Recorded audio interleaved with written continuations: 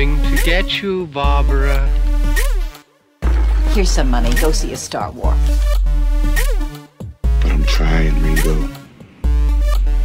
I'm trying real hard to be the shepherd.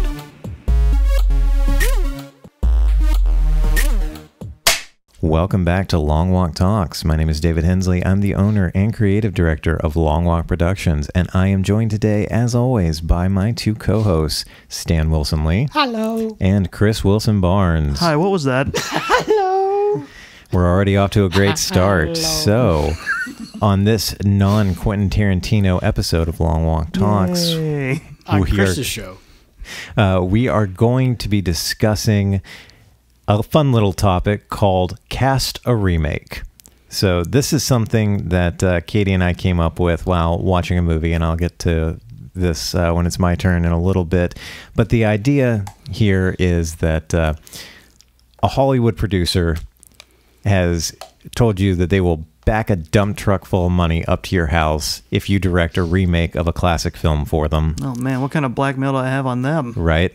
The stipulation is that it has to be a remake of an existing film. So we're going to start with Stan. A producer backs a dump truck full of money up to your house and says, make me a remake. What film are you remaking and who are you casting in it? I have come to the point where I want to remake Deliverance with basically the Avengers guys. No, but what's the rating?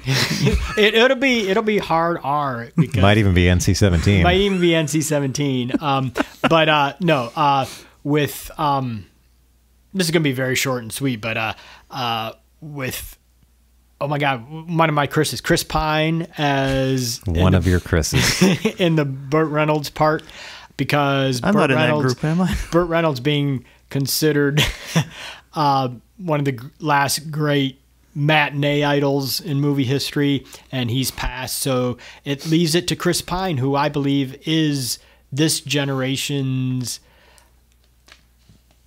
true matinee idol, because he can do anything and he's good in everything, and his big forehead notwithstanding, which I love his big forehead. Five head. But between Captain Kirk and To Hell or High Water and several other great stuff that he's been in. Not to mention Wonder Woman, where that's why I'm saying that he's perfect in every genre that he's in. And so I consider him this generation's true matinee movie star.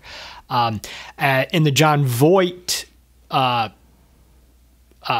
role, I would cast, and I changed this. It was going to be Jeremy Renner, but I'm going to go with another one of my Chris's, Chris Evans, America's Ass, in the John Voight, using Jeremy Renner's archery skills, of course, from the Avengers.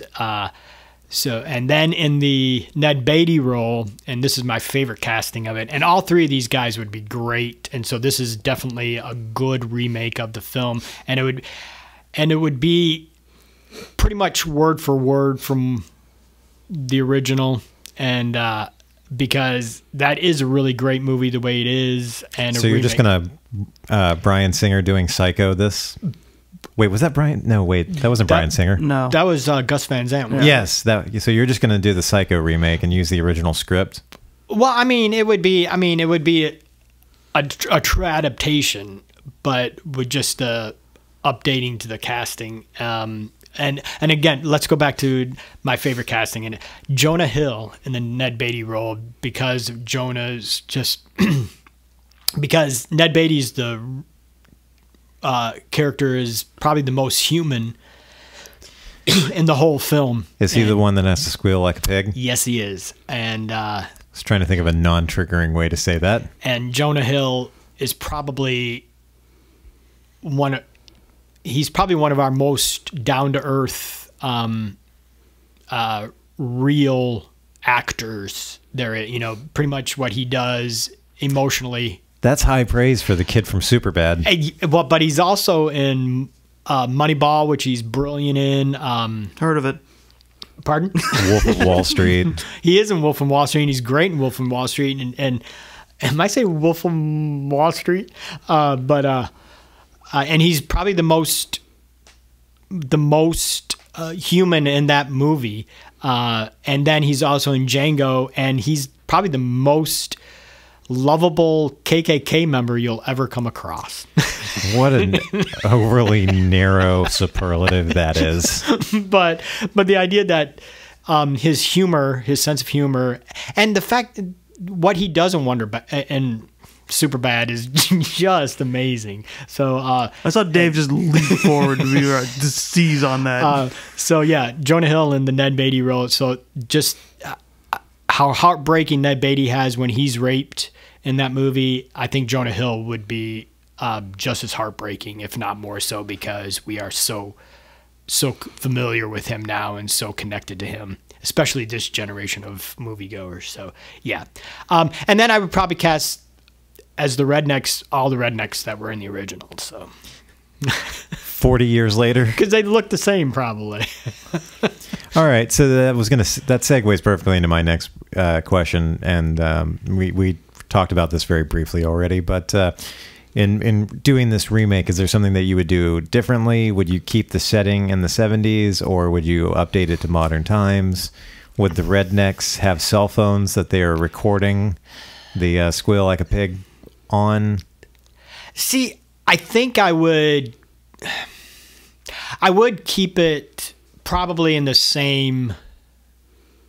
I think I'm keeping it in the same time frame that it was originally, because I think it just makes it being three white guys being destroyed by white folk puts it back into our area where we need to see ourselves being destroyed by ourselves to make it relevant. And also, I was originally going to cast, I can't say his last name, Daniel from Get Out. Oh, Kaluuya. In the Burt Reynolds role, but I don't think the implications. Yeah, the implications.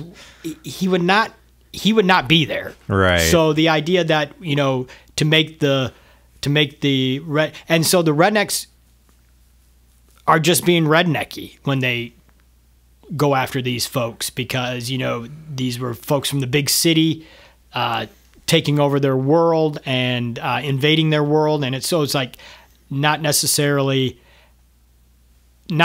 because they were of a different culture. It was just because they felt their world was being invaded by highfalutin folk.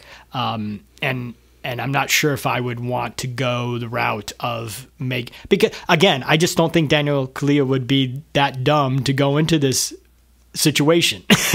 So can I make one suggestion? Let's pretend I'm the producer in this scenario. For the rednecks, can I please suggest that you take the cast of Tucker and Dale versus Evil and get Alan Tudyk and Tyler Labine to do it? But they're too nice. I know. I mean, even as character actors. I just love that movie. They probably would be, but I don't think it would be pleasant for us. We want to not root for the rednecks. Gotcha. We want to root for Jonah Hill to survive that attack. And to have Alan Tudyk making Jonah Hill squeal like a pig, that would just be... I would not be able to watch Firefly, in any kind of... Or Tucker... Or any of the Disney movies where he's voiced a character. It would be horrible. No, I mean... yeah, Alec Tudyk has done a ton of voice work for Disney. I thought we were talking Ned Beatty for a second. No, we were talking Ned Beatty was in Toy Story 3. Yes, he was. He was lots of hugging bear. So it's like I would not want to. I don't want to root for the rednecks. Right. I want them to still be the villains, but we also know that they are being invaded. That's one of the whole points of Dickey's novel, and the whole point of the film is that city folk did invade this culture, and so they were defending their culture, but it was still overkill if you think about it. That's one way of putting it. But all right. So I mean, but yeah, he does make a good point about the idea of making the casting more inclusive would make this worse. yeah, it would make it worse. Rare scenario. Yeah, It would is. make it worse, and add other implications to the movie that weren't there to begin with. yeah, because I don't think Dickie was making a necessarily statement on racial differences and divides. Is that this could happen in any kind of situation when one culture is invading another culture, and the Burt Reynolds, John Voight, Ned Beatty, that was a whole counterculture to this group that when they go into the woods and into the South, what they go into, and they had no idea what they were entering. And that's the thing, is they didn't do research of what they could run into, and that's why it's like, if we made it, about the racial aspect, he wouldn't have gone. Right. He would have done the research and no, I'm not going into that river. All right. Well, let's move on from that. Chris, why don't you tell us? Want me to bring up the mood a bit? Yes, please. What film are you remaking, and who are you casting? Well, in it? I have two. Because I didn't go super in depth in terms of casting, so I was like, I found a movie whose idea I liked and thought would still really work, and then I was focused on who would be the best lead for that. So my first one, I'm gonna go with my first one, and then I'll go with my strongest one, because when you hear my second one, you'll really be into it. But my first one is, have y'all seen the movie Who's Harry Crumb? Yes. I have not. It's a good movie. I recommend it. It's one of my favorite John Candy movies. Basically, John Candy plays Harry Crumb. He's a private eye, and he's hired to I think he's hired to find the kidnapped daughter of a millionaire, because they're ransoming her, and then he's trying to find her before the ransom deadline is up, so that they don't have to pay the money. It's a really cool character, because to me, Harry Crumb is basically an American Clouseau. He's smart, he's dedicated, but he's very prone to mishaps, and he charges into situations and they become a farce because of his involvement. It's a really fun movie and a fun concept, and I was thinking, and when I was thinking of who to cast, I was like, I know the perfect person, because who could pull that off, and it's Ryan Reynolds, in my head at least, because he's proven himself great at comedy. It'd be good. It's not super actiony, but the situations from his movies that he's put himself into, he easily translates into a great Harry Crumb, at least to me. And the idea of the mishap, absolutely, falling into mishaps, I think Ryan Reynolds is really good at that style of physical and esoteric comedy. 100%. And I was thinking, plus he's a huge fan of John Candy. Yes. And I know he would just put everything into that. And this would be a great movie, because it's it's an 80s comedy, and it would be great because it's like it's just like got a, I don't want to say generic plot, but it's got a plot that can easily translate itself back further into modern day with just some tweaks that you can find a way to make sure it fits.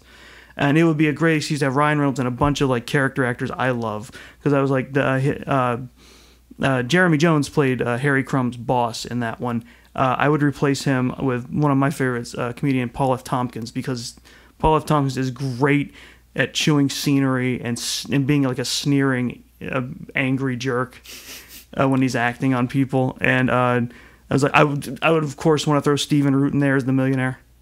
Yeah. Oh my God, he'd be perfect for that. That was just my idea for that one. It's like there's so much more to work out, but it would be great. Funny enough, just a weird aside, if you ever watch the climactic part of Who's Harry Crumb and then watch the climax of Liar Liar, they're really, really similar.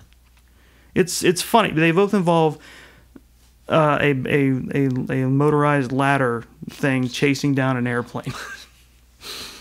Very fun stuff. But the one that came to me and I was like, this is actually kind of this. I would actually go and see this movie if I could. Is I think they could do a remake of Twins. Okay. It's a funny concept for a movie, and it's something that could easily retranslate. We're talking to Arnold Schwarzenegger and Danny DeVito, right? Mm-hmm.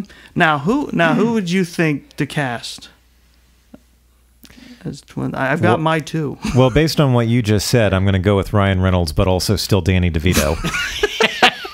Tempting. I would definitely want to put Danny DeVito and Arnold Schwarzenegger in as cameos in the movie. But hear me out. Here are my leads: Patton Oswalt and John Cena. I just take my money. Right? Go home, create the Kickstarter. 100%. Patton Oswalt could totally. So not John. So not like The Rock, but no. John Cena specifically. The Rock potentially too, because but John Cena is a great comedy chops. I mean, as an action star, he's kind of eh. Ironically, Dogs and I were just talking about this last weekend. How Really? good John Cena is at comedy. Yeah, he is. He's really great at comedy. And now that he's focusing on a movie career, I think this is the kind of thing that would be perfect for him. I just thought about that pairing, and I thought that they would play off each other super well. And I can't, again, it's been so long since I've seen any of it, but I looked up the guy who played the main villain too, the loan shark who's chasing I think it's Vincent. Yeah, Vincent and Julius are the characters' names. Vincent is Danny DeVito's character, and I looked up the guy who plays Vincent. And I was like, who could replace that actor, because he was known for looking super intense and angry. I was like, you know what? Who would be good? Sacha Baron Cohen. Sacha Baron Cohen would play a good villain for that movie. Yeah. I mean the whole thing, because I went and reread the synopsis of it to be ready for this, and it was like the whole thing is like part like crime misadventure, because of course Vincent's character. Is it? I forget. Danny DeVito's character. Yeah, Vincent Benedict. I'm looking at the IMDb. Yeah, Vincent, the whole time he's also using this bonding time to get to know his twin that he didn't know he had, because they're trying to find their mother, who doesn't know that her children survived. And he's also using this as a chance to make a quick score to pay back loans he's defaulted on to loan sharks. So it's like, that's such an easy plot. You could still do that. It would translate so easy. You wouldn't have to try and hand wave away why Julius has an Austrian accent. Or you could just have John Cena do it as an homage to the original. No, see, my thought was Arnold Schwarzenegger could be one of the scientists raising him, and so you could start the movie with John Cena doing that accent, and then have Dr. Schwarzenegger tell him to stop making fun of him. As long as he is in the film Dr. Schwarzenegger. Oh, that'd be great. I love it. Yeah. So would you keep this when it was set in the 80s, or would you modernize it? Now that's a good point. I could see it working either way. I mean, I think you could modernize this without losing anything via like newer technology. I think there's ways you could work around that. I like it. Especially for both movies, honestly. But yeah, it was like, I was super happy when I came up with that one. I like it too. Yeah, I would watch that film. You start that Kickstarter, I will back it. Absolutely. All right, so this whole idea came about because back in October, Katie and I were watching one of our very favorite movies, Beetlejuice. Oh, nice. And we were talking about how Katie mentioned that she was surprised that it had never been remade. And I said I was surprised that after all this time, Tim Burton hasn't gotten his wish of making Beetlejuice 2, Beetlejuice in Hawaii. Beetlejuice Goes Hawaiian, I think is what it was called. Yeah, that's right. Beetlejuice Goes Hawaiian. And, I always thought that was. I always heard a rumor that was something he came up with to keep people from wanting to do a sequel. Oh, really? I don't know. I don't know. That would make sense.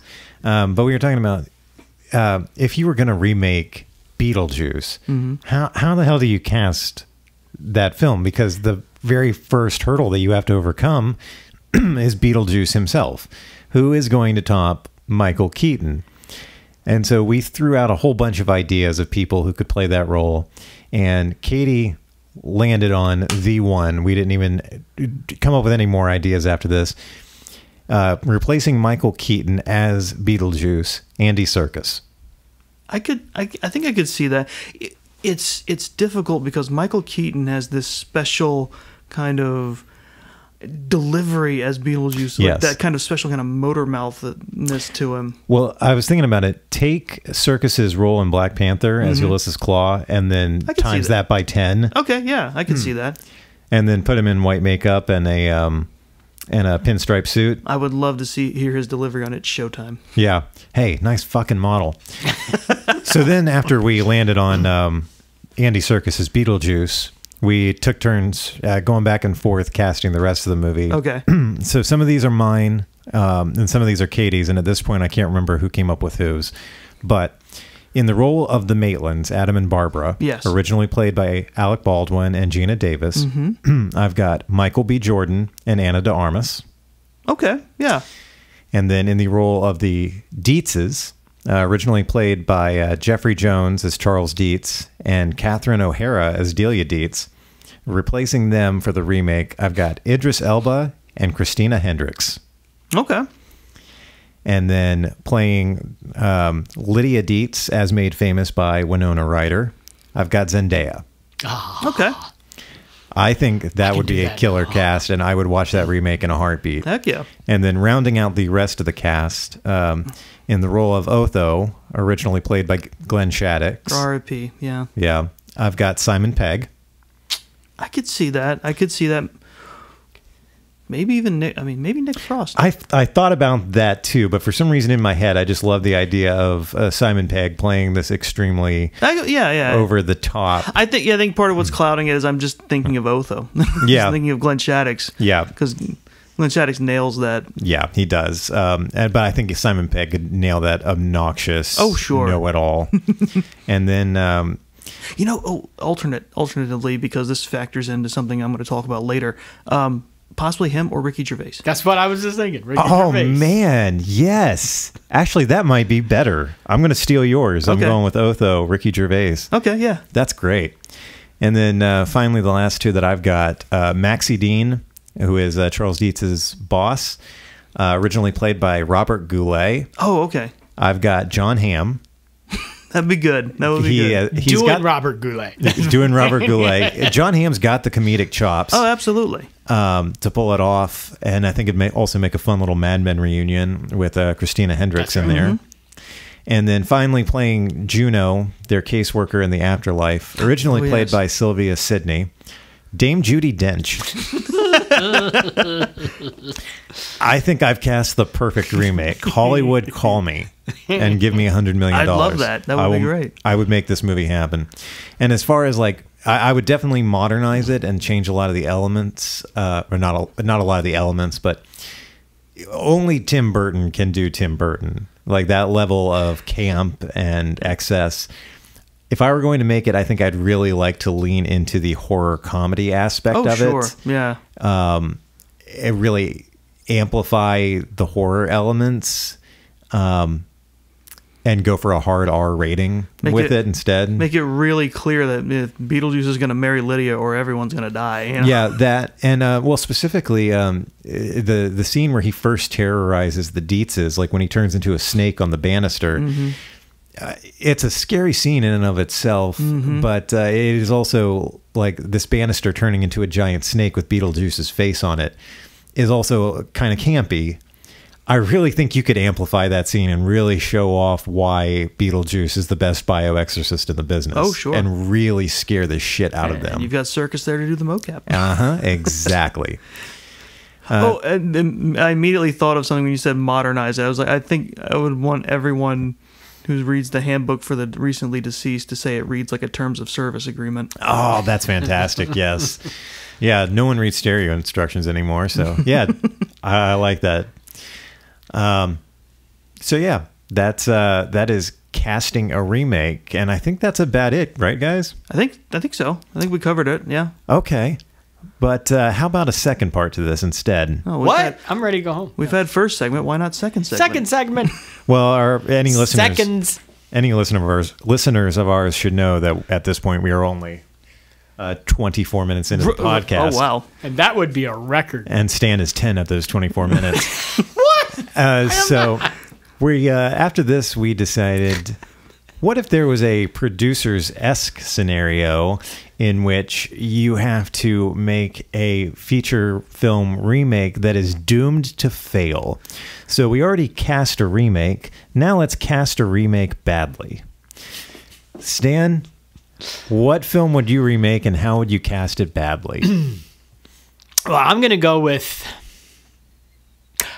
Lord of the Rings trilogy, the Peter Jackson Lord of the Rings trilogy, with mainly the West Wing cast, but generally like a Aaron Sorkin. Tell us more about your reunion. weird crossover fanfic. And we'll start with Martin Sheen as Gandalf, and I say Aaron Sorkin, so I can include like Peter Krause as Aragorn, and what was I saying for Bilbo, or for Frodo, I should say Frodo, Dooley Hill, and as Samwise Gamgee, Mr. Rob Lowe, and I guess Boromir would be Bradley Whitford, and the thing is, I would cast them as they are now. See, you had me at Martin Sheen as Gandalf. You lost me immediately afterwards. This is a That's why trilogy it's for exactly badly. one person, and he's filling it out right now. Yeah, and you know what? With this cast in mind, you keep saying this is how you would cast it badly. With this cast in mind, it could actually be good. It could end up if being anybody good. but Aaron Sorkin directed it. What do you mean? Because then it's going to be 9 hours of walking and talking on the way to Mount Doom. But that's what it is anyway. Well, yes. Except it's talking, and then we get a big, long aerial shot of them walking and running. But still and talking, running. like no battle scenes. Or either that or like we get to the beginning There of... would be No. battle scenes. Gandalf gets a monologue. Um, I'm just imagining we get to the Battle of Helm's Deep, and then there's a cutaway to afterwards, and they're talking about what just happened in the battle. Why do you hate so much? I don't. I just the idea of Sorkin doing Lord of the But, Rings is An American president version of Lord of the Rings? No, they're talking about it off while that's all off happening out there, and it's just. Do you know how many Steadicam operators you're going to need for But this you didn't let me epic? do the women, though. Ian. Okay, go ahead. You have the floor. Janelle Maloney as I think it's Arwen. Yes, As- Liv Tyler's character. It's going really well. Eowyn is Miranda Knight's character. Arwen. So the Miranda Knight character, the daughter of Theoden, and then It's a good thing you're here, Dave. and then Allison Janney, and like I said, remember, cast them as they are now, as Arwen, the daughter of Elrond. Yes. Correct? The elf love of Aragorn. Elf. Yes. And then there's the human love of Aragorn with Eowyn. And there's so many names. I should have just let you keep floundering.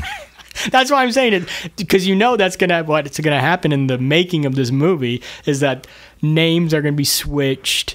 During the walks and talks, they're gonna call each other by different names. And then all of a sudden, Martin Sheen as Gandalf is. I am Gandalf Harshamson for the Thanksgiving episode. So I have to ask. No, I have to and ask then now. Hold on, Chris. Who is Galadriel? Oh, Galadriel, which you would think would be Allison Janney, right? No, I didn't think that at all. Continue. Would be Emily Proctor. Okay. As Galadriel, and then as Gollum, coming out of Aaron Sorkinville, Andy Dick as Gollum. Oh my God. So no makeup or CGI or prosthetics involved. Exactly. Just Andy Dick It would be today an as $8 Gollum. budget Yeah. for Gollum. Yeah, Andy Dick as he is now, because he basically is Gollum. You're right. That's the worst of every world. You did it. That's. But no, it's like No, but yes. it could be a know really what? great movie. I would hate watch this movie. I would 100% get through as much of the it as I worst could. movie I'd watch from beginning to end. Yeah. If I was drinking, And remember, it's a trilogy. I know. So when we get to the Return of the King, So you're talking portion- about doing the full extended version of each. Exactly. Well, he mentioned a Thanksgiving episode, so apparently this is going to be episodic as well. Oh. yeah, at it least- should be the Amazon. It should be the Amazon What series. do you mean Thanksgiving episode? Well, you know, Thanksgiving in Middle Earth. No, what? No, you know, the Martin Sheen West Wing as a president, he calls up the Butterball hotline, gives himself a fake He's name. not president of Middle Earth. He Well, is why now. not? He's Gandalf the It's Grey. not, no, you're casting them with people from these shows. You're not merging them. Why not? It's my movie. He's right. He is wrecking this and hard. Yeah. All right, Chris. But Yeah. Peter Krause as Aragorn. Well, there's no topping that. No. I don't He know. I wins. think I have a shot. Okay.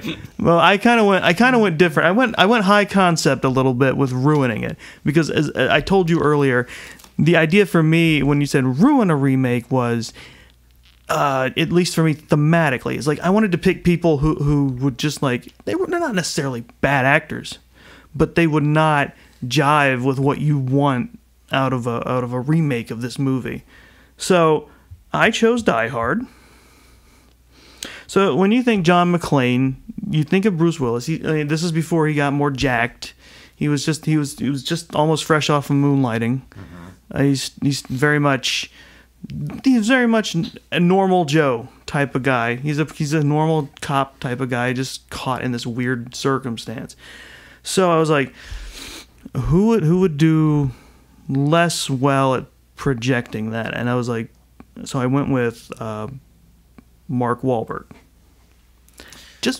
Just in terms of like comparing the two, like yeah, this is going to be a straight up. This is the Die Hard sequels instead of the original Die Hard, is what you're saying. Like John McClane as full blown action star. Kinda, yeah, Yeah. And it just gets worse because it's like my Al Powell.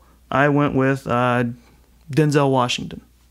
Again, not a bad actor. He's a great actor. Yeah. He wouldn't evoke the same kind of empathy or feeling as I do when I would see. You would want Al to go into Nakatomi Plaza and help John McClane. Yeah, yeah. You wouldn't expect him to stand back and. Oh no, not at all. It's just these are people who wouldn't fit the spirit of these characters. Yeah. He's not Sergeant Al Powell. He's the guy. He's Man on Fire. He's Sergeant Man on Fire. He's Yeah. the He's King equalizer. Kong. He's the equalizer. He's like The Equalizer. And again, like I said, this factored in when I suggested him for Beetlejuice. Is like Hans Gruber. Like a guy. I picked Ricky Gervais because it's like he's a guy who could pull off menacing, but he wouldn't pull it off in exactly the right way. The way you would want that Again, kind of like role. hate watching. I'd hate watching Yeah, this. kind of. It's like Actually, again, yeah, now that I'm thinking about it, I kind of would. I mean, I hate watch Die Hard 5. I would definitely hate watch this. Oh yeah. Now see, that's the thing. Is like this would be a pretty good movie, but it wouldn't be a Die Hard for me. Right. It would. It's like the idea is like this could possibly make money, but it would definitely miss the mark for me. Just like Willis's Death Wish. Did you just say miss the mark? Wahlberg? That was unintentional, but I'll let it stand. Yes.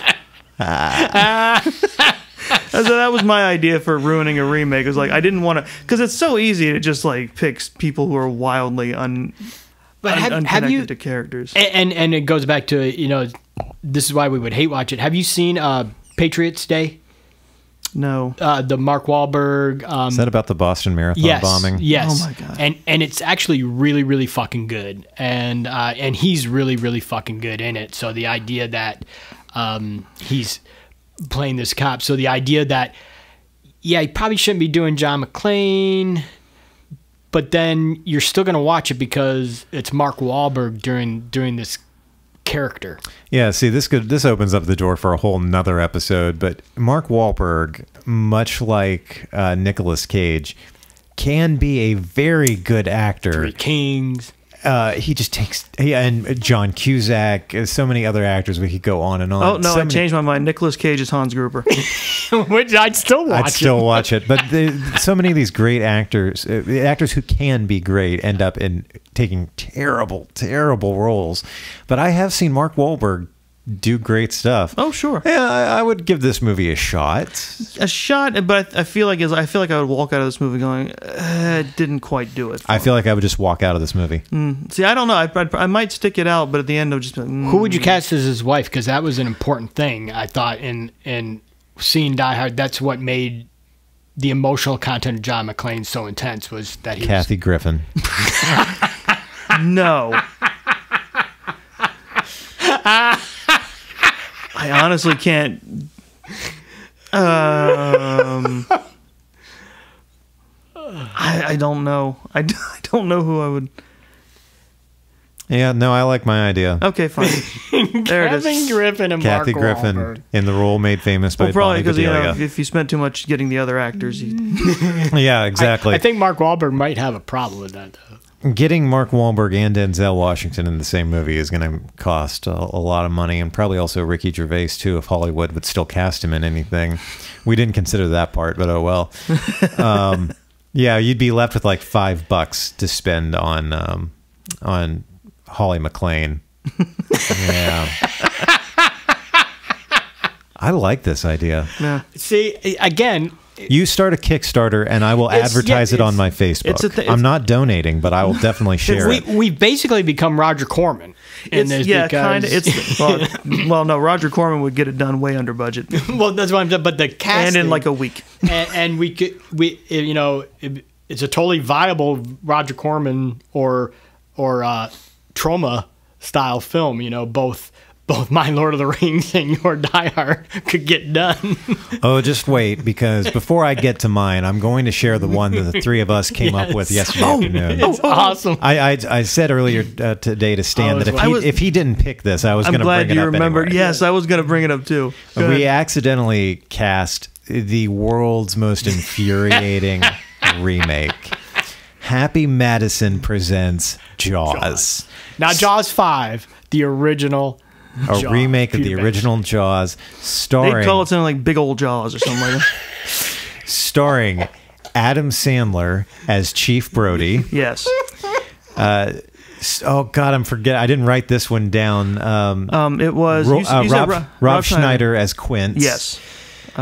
David Spade as Hooper. Yes. And Kevin James is the mayor. Kevin James is the mayor. Yes, and Chris Rock as the shark.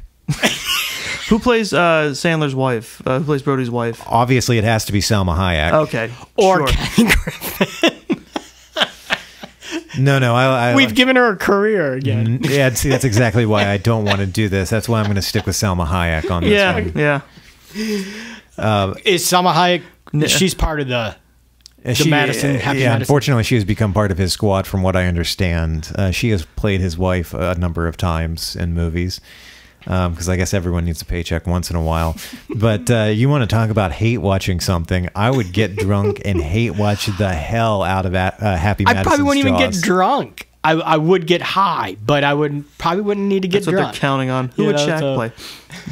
Wait a minute. What? Is Shaq part of their posse? Shaq was in Grown Ups too. Oh, okay. Kind of, yeah. Maybe he's the shark. He'd have to be one of the police force. Yeah. You'd have to be one of Brody's deputies. Brody's deputies, yes. The one that finds the first body. Yeah. Oh man. Okay. So I had to put that one out there. Just and I remember my dumb idea was Brody. I don't know if he would have to hallucinate it. I guess when they're fighting the shark and it jumps up on deck of the ship, starts talking to him and telling him how his plan is stupid. Yeah, that's why I picked Chris Rock. You should have got a bigger boat. That's where the line would come in. Yes. The shark would say it. Yes. You should have got a bigger Being boat. subversive. No one let Adam Sandler know we've said these things. I hope he listens to this episode. Because he'll do it. Because then we could sue him for idea theft. Yeah, and no one is going to be more infuriated by this idea than the host of This Is a Word, David Two Dogs Hayes, who loves the movie Jaws. We all love the movie Jaws. Yeah. I think it's a tribute. Yeah. So, for my actual cast or remake, badly ruin a movie idea, I'm going to go with Casablanca. Oh boy, here we go. In the role originally made famous by Humphrey Bogart, I've got Sean William Scott as Rick Blaine. In the role originally made famous by Ingrid Bergman, I've got Tara Reid as Ilsa. No. See, again, I would hate watch this lovingly. And this whole discussion yesterday helped me fill out the last two. In the role of Victor Laszlo, originally played by Paul Henreid, I've got Adam Sandler. And then Play It Again, Sam, originally portrayed by Dooley Wilson, I've got Chris Rock. There you go. This would be a thoroughly infuriating film. I would feel bad for Sean William Scott getting duped into doing this. It's like when he finds out it's Casablanca and he's got to fill those shoes. No, I can imagine a scenario in which he's like, all right, I'm on board. Let's do this. I don't know. I don't know if someone would leap into it so casually. Maybe. Someone with a bigger ego probably would. Yeah. I would probably blow my brains out before I finished directing that one. Mm-hmm. And I, much like Stan would do with Deliverance, I wouldn't change a word of the script. It'd still be set in the 1930s. Yeah. Just tell him you do you and just get those words on screen. Yep. I think I've struck gold. That's what I'm saying. All three of these movies are palpable. They could happen. And it would be painful, and they could happen. The production house would be like, I don't want to live in the timeline that makes yours a possibility. Well, I mean, I'm sure mine is would it be a little charity tweaked thing? for Get Out the Vote. That's what it sounded like to me. I was like, all right, well, I think this might officially be our shortest episode ever, but that's what we've got. You gotta go when you're hot. Yeah, exactly. Do we not have a third segment? No, just the two, Cast a Remake and Cast a Remake Badly. And I like this idea. I feel like this is something we can revisit when we've completely run out of other ideas. And we're like, fuck, guys, we got to record an episode next week. Remakes Part 2. Yeah, Cast a Remake Part 2. We remake the remake episode. Where we cast other podcast hosts to play us. Stan, you're social media distanced. I don't think you want people to actively find you online. Hey, my side won something after 4 years, so it's like I'm open to possibilities. So if you want to get a hold of me, I'm not hating people as much as usual. So do you want to give them your Farmers Only handle? I forgot what that was. And I think you guys made me a Tinder. I don't know. No, we never actually went through. Like Dave's not signing you up for Grindr. No, I wouldn't do that. I still have the Tinder icon that you put on here, but that's I know we were joking about this one day, making you a Tinder, and I went to download the app, and then I was like, God damn it, the last thing I need is for somebody, especially Katie, to look at my phone and see that I have Tinder, and then have to explain, no, I was making this for Stan. So she gives you a look, it's like, come on. Bullshit. And the thing is, never mind. I won't talk about my D&D failures, but save that for a different episode. Chris, if people want to follow you online, where can they find you at? I am on a cesspool known as Twitter. I am at Chris the OK. I will not be getting a Parler anytime soon. No, and I have to give Twitter a props because they're doing all the. This is not true stuff. The fact check. They're flagging him. You mean the bare minimum? But they're doing enough to make it, to make them look more and more stupid. So I'm all for that. Yes. Yeah. Yes. All right. Well, if you want to follow me personally, you can do that on Instagram at DB Hensley. I don't post often. Usually, it's really either artsy photos that I've taken on my phone. They're very artsy. Yeah. Or it's pictures of my gorgeous dogs. And if you've got any questions, or if you want to share any comments about the show, you can email those to me at david.longwalk@gmail.com. Which reminds me, Stan, we had a listener reach out to us regarding when do decades start, and they said at 0. So there's that. If you are one of our international listeners, please. I told you, I won. No. Because you. Oh, I said 1, right? Yes, I won. So 0, 1. It's. So I won, motherfucker. If you're one of our international listeners, please reach out to me and let me know. If you're one of our listeners in Ghana or Sweden or Switzerland, email me david.longwalk@gmail.com. If you want to keep up with what Long Walk Productions is doing, you can visit us online at longwalk.com. or go to our Facebook page. We also have a fan page for this podcast at Long Walk Podcast. And you can also follow us on Twitter at Long Walk Podcast. That's podcast singular. So thank you very much for listening. And coming up soon, we'll have our next installment in our Quentin Tarantino Quarantino coverage. So thank you. Peace out. Yo.